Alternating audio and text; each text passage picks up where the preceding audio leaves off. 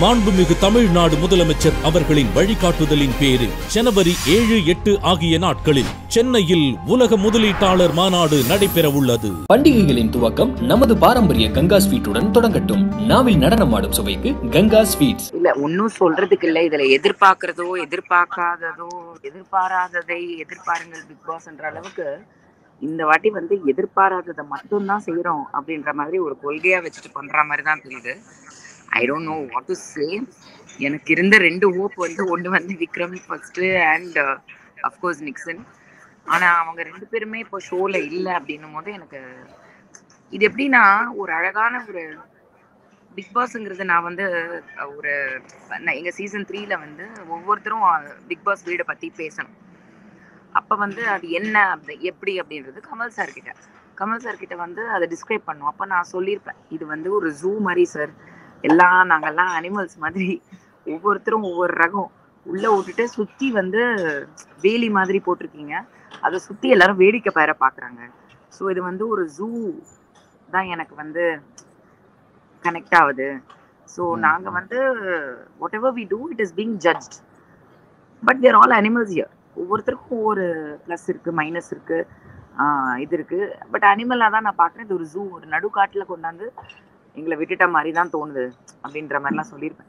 So எனக்கு சத்தியமாக சொல்கிறேன், ஒரு அதே தீமில் எடுத்துக்கிட்டா கூட அந்த லாஸ்ட் சீசன் கூட அந்த அனிமல் தீம் தான் எடுத்திருந்தாங்க. இது பார்த்தீங்கன்னா ஒரு காடு ஒரு இது, அதில் இந்த வைல்ட் லைஃப்ல பார்த்தீங்கன்னா முயல், மயில், மான், அழகான மிருகங்களும் இருக்கும், சாந்தமாகவும் இருக்கும், அழகா இருக்கும், கிரேஸ்ஃபுல்லா இருக்கும். ஒரு ஸ்குவிரில், அணில்லேருந்து நீ பார்த்தீங்கன்னா ஒரு பறவையிலேருந்து எல்லாமே அது உள்ள இருக்கும். அதுக்குள்ளேயே பார்த்தீங்கன்னா சிறுத்தை இருக்கும், பாம்பு இருக்கும், தேல் இருக்கும், பச்சோந்தி இருக்கும். எல்லா அந்த அழகான ஒரு இன்னசென்ட்டான ஒரு நல்ல, உண்மையா சொல்றேன், ஸ்டார்ட் ஃப்ரம் பிகினிங் யுகேந்திரன்ல இருந்து நம்ம எடுத்துப்போமே, அழகான ஒரு உண்மையானவங்க, நல்ல ஒரு டைப். ஏன்னா நான் பர்சனலா எல்லாருக்கிட்டையும் பழகினால எனக்கு தெரியும். அண்ட் ரிவ்யூலையும் நம்ம பார்த்துட்டு இருக்கோம் எவ்ரிடே, அவங்க பண்ண ஆக்ஷன்ஸ்ல இருந்து, அவங்க பேசுறதுல இருந்து, அவங்க எப்படி அங்க பிஹேவ் பண்ணாங்க எல்லாருக்கிட்டையும் அப்படிங்கிறதெல்லாம். ஸோ அந்த மாதிரி இருக்கக்கூடிய எல்லாரையும் எடுத்துட்டு இது வெறும் முதல்ல டைனோசாரு, அந்த பாகுபலியில ஒண்ணு வருமே பெருசா, அந்த மாதிரி எல்லா ஃபிரோஷியஸ் அனிமல்ஸை மட்டும் உள்ள விட்டு வச்சிருக்க மாதிரி ஒரு ஃபிரோஷியஸ் சீசனா தான் நான் இதை பாக்குறேன். I don't see any lovely anymore. ஒரு அழகு எல்லாமே போயிடுச்சு. நிஜமா நீ யோசிச்சு பாரு, கேம் ஆடினாங்க, ஆடல, அது ரெண்டாவது. கேம் ஆடினவங்கலாம் கிடையாது இதுக்கு முன்னாடி சீசன்ல. கேம் பத்தி நம்ம யோசிச்சதே கிடையாது. அப்டில் சீசன் 4லாம் கேம் பத்திலாம் யாரும் யோசிச்சதே கிடையாது. சாரி, சீசன் 5 வரைக்குமே, 6 வரைக்குமே கூட கேம்னு சொல்ல முடியாது, யார் வின்னர்ன்றது தான் பார்த்தோம். அட்லீஸ்ட் நமக்கு ஒரு ப்ராபப்ளி இவங்க 2 பேருக்குள்ள போட்டின்ற மாதிரி ஒரு எண்டு வரைக்கும் போச்சு, போட்டியா போச்சு, இன்ட்ரெஸ்டிங்கா இருந்தது. இப்ப பாத்தீங்கன்னா என்னன்னே புரியல, என்னத்த சொல்றதுன்னு தெரியல. இது என்ன, மொத்தமா அந்த 50 லட்சத்தை எல்லாத்தையும் பிரிச்சு கொடுத்துருங்கப்பா போதும்ன்ற அளவுக்கு எனக்கு ஆயிடுச்சு. இன்னைக்கு பணப்பட்டி பத்தி எல்லாம் பேச ஆரம்பிச்சிட்டாரு தினேஷ், எல்லாம் பேச ஆரம்பிச்சாப்ல. என்னத்தை பத்தி பேசல. இன்னைக்கு விசித்ரா அவங்க இதே அர்ச்சனா கிட்ட அப்படி பேசுறாங்க, இது பண்றாங்க, அப்புறம் அம்மாங்கிறாங்க, தாய்ங்கிறாங்க. என்னையா பாக்குறீங்க நீங்க எல்லாம் ஷோன்ற மாதிரி இந்த பிஆருங்க பண்ற தொல்லை தான் இது, வேற ஒண்ணுமே இல்லை. நிக்சன் பேரை அனௌன்ஸ் பண்றாங்கப்பா, அடுத்த செகண்ட் சரி எடிட்ல 10 நிமிஷம் கழிச்சு வந்துச்சுன்னே வச்சுப்போமே, ஓகே. ஆனா நிக்சனை பத்தி அவங்க கவலைப்பட்டிருந்தாங்கன்னா கண்டிப்பா போட்டிருப்பாங்க, ஓகே.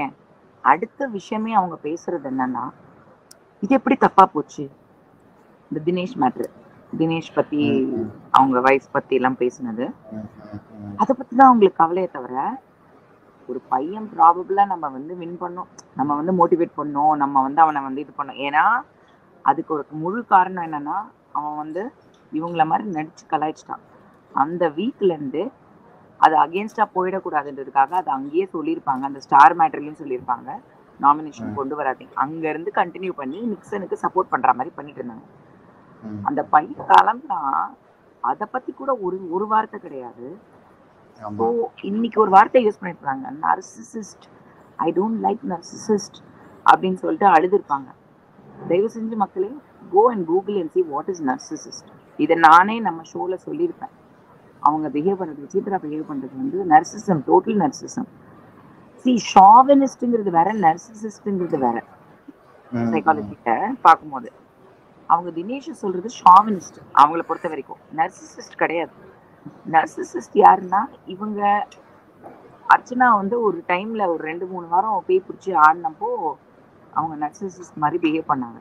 இப்போ அது டோட்டல் வந்து ஒரு நாள் அப்படியே ஞான உதயம் வந்துருச்சு அர்ச்சனாக்கு.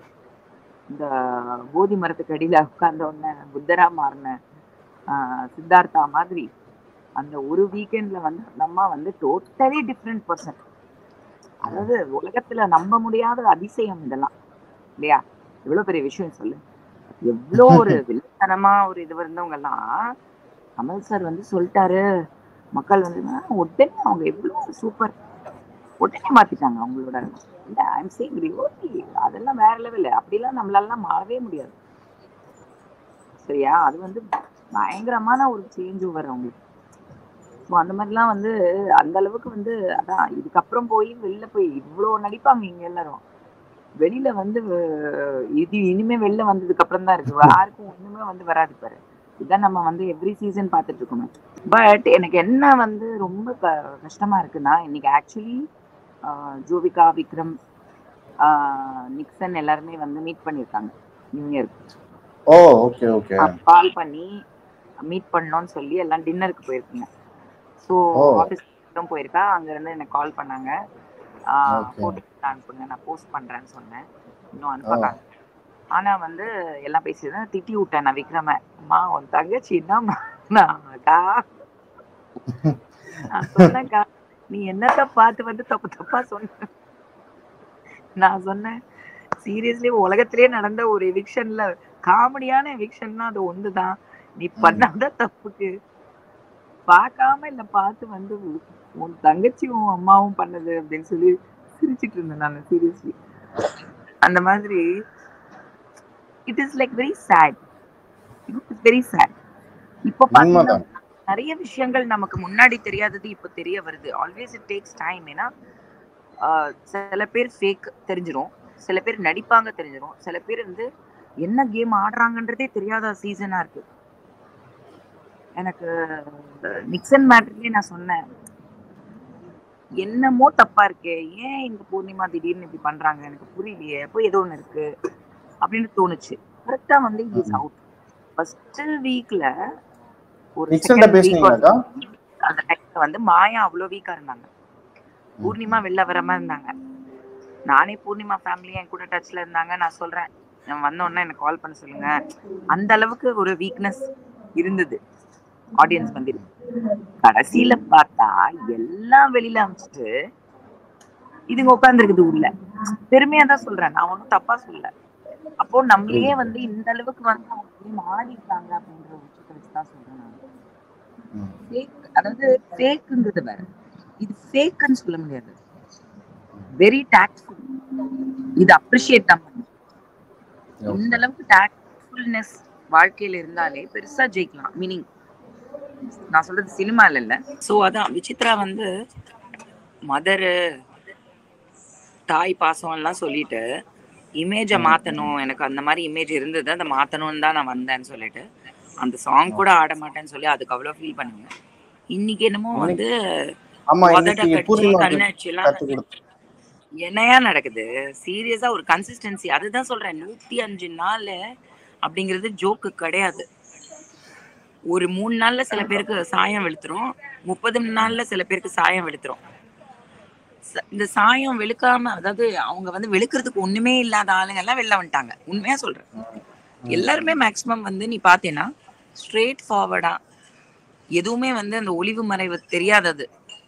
ஈவன் ரவீனா இங்க இருந்து அங்க வளரும், அங்க இருந்து இங்க வளரும், மணியை சப்போர்ட் பண்ணோம், அந்த ஒரு பாசம் வச்சனால அந்த ஒரு இதுக்கு பண்ணுச்சு தவிர she was honest. என்ன பிரச்சனைனா ஆனஸ்ட் வந்து இங்கேயும் ஆனஸ்ட் அங்கேயும் ஆனஸ்ட். அதனால அது பின்னாடி பேசின மாதிரியே தான் இருந்தது. ஆனா அது பின்னாடி பேசல, அது எல்லாரும் முன்னாடியும் பேசுது பின்னாடியும் பேசுச்சு. பட் எனிவே அவ வெளில வந்தது பெட்டர் தான். But I'm thinking what is this, I really don't understand. இது என்ன பண்ண போறாங்க ஒண்ணுமே புரியல எனக்கு. அங்க சின்சியரா ஆனஸ்டா இப்போ கூட யாருமே அப்படிலாம் யோசிக்கலப்பா. கேமா விளையாடுறாங்க. மாயா பொறுத்த வரைக்கும் கன்சிஸ்டண்டா கேமா ஆடி இப்ப கூட என்ன சொல்றாங்க, அந்த போட்டி வரும்போது நம்மளாம் ஆக்ட் பண்ணுவோம் தினேஷ், இதெல்லாம் சொன்னா இவங்களே சொல்லிட்டு என்னத்த சொல்றதுன்னு தெரியல. எனக்கு என்னமோ தினேஷ் போட்டி எடுத்துட்டு போயிருவாருன்னு நினைக்கிறேன்க்கா. ஏன்னா அவருக்கு தான் அந்த தாட் இருந்துட்டே இருக்கு. ஒரு போட்டி வைத்து இப்போ பிக் பாஸ் வந்து ஒரு இது கொடுக்குறாரு. என்ன கொடுக்குறாரு டாஸ்க்கு, நீங்க எல்லாம் வந்து இந்த நாக் அவுட் அப்படின்னு சொல்றாரு. இப்போ என்ன வச்சுட்டு அதுக்கப்புறம் எல்லாரும் நாக் அவுட்னு போட்டா பரவாயில்ல. அது எதுக்குக்கா அந்த மொமெண்ட் தப்ப மாதிரி எதுவுமே பண்ணாம இது என்னத்துக்கு அவங்க என்ன அப்படி அவங்கள வந்து அப்படி ஏன்பா டாஸ்க் தான் கொடுக்க மாட்டேங்கிறீங்க, ஒரு பிராங்க கூட ஒழுங்கா விளையாட தெரியாதா? இது எப்படி தெரியுமா இருக்கு, உண்மையா சொல்லட்டுமா, சின்ன சின்ன பசங்கள, அழகான பசங்க நிஜமா, எல்லாமே எல்லா பிள்ளைங்களுமே இந்த சீசன்ல குட்டி பசங்க போனது எல்லாமே, ஐஷுல இருந்து ரவீனால இருந்து நிக்சன், அக்ஷயா, வினுஷா எல்லாம் ரொம்ப அழகான குட்டி பசங்களை உள்ள அமைச்சிட்டு கடைசியில எல்லாத்தையும் வெளில துரத்திட்டு இதுங்க முதலைங்க உட்கார்ந்துருக்குதுங்க எல்லாம் நகராம. சத்தியமா சகிக்கல. சரி, பிரதீப்பும் லிஸ்ட்ல இருந்தாப்ல. அவனோட வந்து முட்டாள்தனம், அவனோட கிறுக்குத்தனம் தான் அவன் பண்ணது. தேவையே இல்லாம அவன் கெட்டவன் நான் இன்னைக்குமே சொல்ல மாட்டேன். ஆனா அவன் வந்து தேவையில்லாத பண்ண வேலையில வாயை விட்டது மட்டும் இல்ல, கடைசியில ஒரு காரியத்தை பண்ணிட்டு ஆமா நான் வேணும்ட்டு தான் பண்ணேன் அப்படின்னு சொன்னதுல கண்டிப்பா அது வந்து டிசிப்ளினரி ஆக்ஷன் எடுத்துதான் ஆகணும். அது வந்து வேற வழியே கிடையாது. உனக்கு தெரியும், நீ கார்பரேட்ல ஒர்க் பண்ற, 100% ஒண்ணுமே பண்ண முடியாது. அது கேமரால ரெக்கார்ட் ஆயிடுச்சு. இப்போ யார் வேணா பிரச்சனை பண்ணலாம், அதை கட் பண்ணா கூட பிரச்சனை பண்ணலாம். ஸோ அவங்க வந்து ஒரு ஆக்ஷன் எடுத்துட்டாங்க. ஓகே, அவன் வந்து அவ்வளவுதான், கேம் ஓவர், முடிஞ்சிச்சு. மற்றபடி வந்து ஃபைனல்ஸ் போவாங்க அப்படின்னு நினைச்சது எல்லாமே இல்லாம, இது சம்பந்தம் இல்லாம இன்ட்ரெஸ்டே இல்லாத ஒரு ஃபைனல்ஸா மாறினது காரணமும் அதானே. பிசிக்கல் டாஸ்க் வைக்கிறதுக்கு ஒன்றும் இல்லை. யாருமே அங்க வந்து வர்த்தான ஒரு ஒரு எதிர்பார்ப்போட நம்ம போட்டி போட்டு very sad season. Seriously I'm telling, very sad. சீசனே நாசமா போச்சு. சீரியஸா நாசமா போச்சு. இந்த மாதிரி ஒரு சீசன் நான் பார்த்ததே இல்லை பிக் பாஸ்ல. ஆமா, இந்த அளவுக்கு கேவலமான சீசனே இல்ல 100% இந்த அளவுக்கு வந்து கண்டஸ்டன்ட்டோட கேம் பிளே அதெல்லாம் இது நாள் வரைக்கும் இந்த நேத்திக்கு இன்னொன்னு முக்கியமா சொல்லணும். அவ்வளோ பெரிய விஷயம் அவங்க விசித்ரா வந்து அப்படி பேசியிருக்காங்க, ரவீனாவை பேசியிருக்காங்க. நம்ம இவ்வளோ வெளியில எல்லா ரிவ்யூஸுமே அகேன்ஸ்டா போனாங்க, மக்களும் அகேன்ஸ்டா போனாங்க, நிறைய பேர். அவர் என்னடானா கமல் சாரு, நம்ம என்ன மற்றவங்களுக்கு வந்து 2 பேருக்குள்ள இருக்கோம், அவங்க கூட நம்ம வந்து கவுன்சிலிங் பண்ண முடியாதுன்னு சொல்லிட்டு லைட்டா சொல்லிட்டு ஓகே தேங்க்யூன்ட்டாரு. ஃபர்ஸ்ட் அந்த அம்மா நடிக்கிறாங்க, என்ன சார் நான் என்ன சார் சொன்னேன், நான் சொன்னது என்ன சார் வெளில தப்பா போச்சு அப்படின்ட்டு. அதுக்கப்புறம் வந்து சொல்ல விரும்பலன்ட்டு அப்புறம் சொல்லியிருப்பாங்க போல இருக்குது, எடிட் பண்ணிட்டாங்க. Whatever. Kamal sir reaction பாத்தியா? What is this? அவர் கொஞ்சம் கலாச்சாரம் இருந்தனக்கா இருந்தது. இல்லம்மா, அவர் சுத்தமா சரியில்லம்மா. அது விசித்ராட்ட அர்ச்சனாட்ட சுத்தமா சரியில்லை. ஏன்னா அந்த பிஆர் விஷயம் வந்து பயப்படுறாரு, ரொம்ப தப்பு இதெல்லாம். இவர் பயப்படுறால என்னத்துக்கு ஹோஸ்டா வைக்கிறாங்க தெரியலையே. when you are in a position as a judge, as a host, as a reviewer, இதெல்லாமே கிரிட்டிசிசம் தான் ஃபர்ஸ்ட் வரும். அதுதான் நேச்சர் ஆஃப் த ஜாப். நம்ம பண்ற வேலையில மெயின் இதுவே வந்து நம்ம குறை சொல்றது தான், பாயிண்ட்ஸ் பிடிக்கிறது தான். அதை வந்து நம்ம ஒத்துக்கிட்டு தான் பண்றோம். இது என்னோட பரிமாணம், ஒரு பரிமாணம். இப்போ வனிதா வந்து உட்காந்து பிக் பாஸ் ஜட்ஜ் பண்றனால ஏன்னா சினிமா நடிக்காம இல்லை, என் வேலையை பார்க்காம இல்லை, என்னோட இது ப்ரொஃபஷன் வேறு.